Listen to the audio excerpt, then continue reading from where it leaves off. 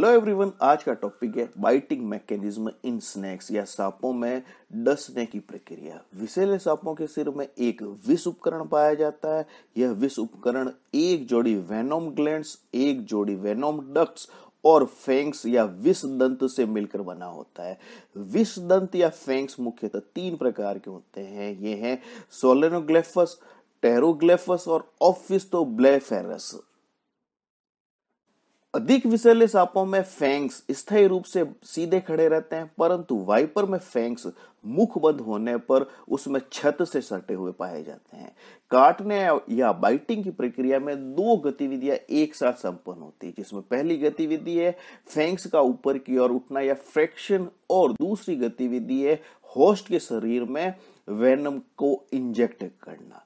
Friction की प्रक्रिया में जब एक विषैला सर्प किसी को डसना चाहता है तो उसके मुख में गतिविधियों की एक सीरीज प्रारंभ होती है, जिसमें सबसे पहले डाइगैस्ट्रिक मसल्स का संकुचन मैंडिबल को नीचे करता है, जिससे माउथ ओपनिंग होती है और क्वाड्रेट अस्थि का निचला सिरा आगे की ओर हट जाता है। इसका परिणाम यह होता है कि टेरेगोइड अस्थि आगे की ओर धकेल दी जाती है और इसमें स्फिनोटेरेगोइड पेशियों का संकुचन भी सहायक होता है। टेरेगोइड के आगे की ओर खींचने से यह एक्टोटेरेगोइड को ऊपर की ओर धकेल देता है। इसका परिणाम यह होता है कि फैंक्स युक्त मैक्सिला अस्थि अपनी लैक्रेमल अस्थि के साथ जॉइंट से 90 डिग्री घूम जाती है, जिससे फैंक्स वर्टिकल सीधे होकर शिकार पर वार करने की सर्वाधिक प्रभावी स्थिति में आ जाते हैं। सेकेंड एक्टिविटी होती है वेनम का इंजेक्शन।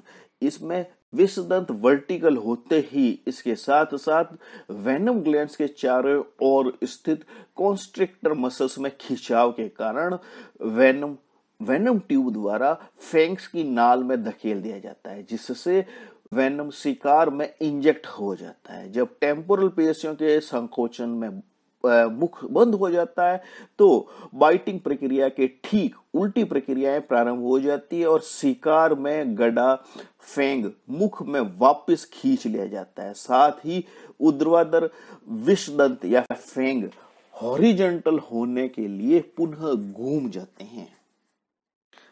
स्नैक वेनम हल्के पीले या हरे रंग का चिपचिपा द्रव होता है, जो कि स्वादहीन, रंगहीन और अम्लीय होता है।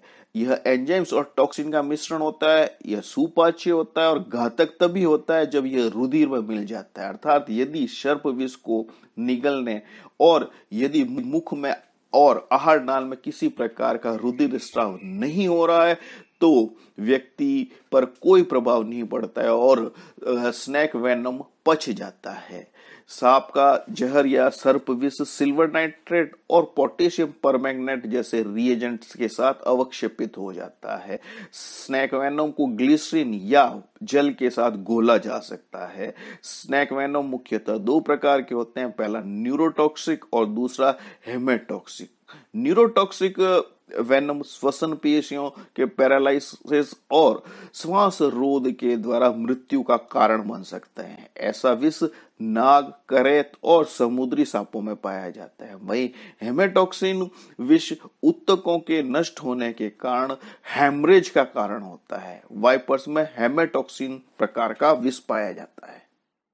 सांप के काटने के तुरंत बाद प्राथमिक उपचार दिया जाना चाहिए, जिसमें पहले साइकोलॉजिकल ट्रीटमेंट किया जाना चाहिए। सामान्यतः देखा गया है कि विषहीन सांप के काटने पर भी भय के कारण व्यक्ति को हार्ट अटैक हो जाता है और उसकी मृत्यु हो जाती है। इसके लिए सबसे पहले व्यक्ति का उत्साहवर्धन करना चाहिए। दूसरा, टूर्निकेट। इसमें सांप के काटने के तुरंत बाद रस्सी या रुमाल से काटे गए शरीर भाग पर हृदय की ओर तुरंत एक टूर्निकेट बांध देना चाहिए। इससे शरीर में विष का प्रसारण या संचरण रुक जाता है। टूर्निकेट का बहुत कस करके नहीं बांधना चाहिए और बीच बीच में कुछ समय के लिए ढीला छोड़ते रहना चाहिए। आगे घाव को शुद्ध जल से धोना चाहिए। घाव पर कभी भी पोटेशियम परमैंगनेट का प्रयोग नहीं करना चाहिए। एक स्वच्छ और स्टेरलाइज्ड ब्लेड या चाकू से सांप काटे स्थल पर लगभग 1 सेंटीमीटर गहरा चीरा लगा देना चाहिए, जिससे रुधिर के साथ कुछ वेनम बाहर निकल सके। Thank you for watching video.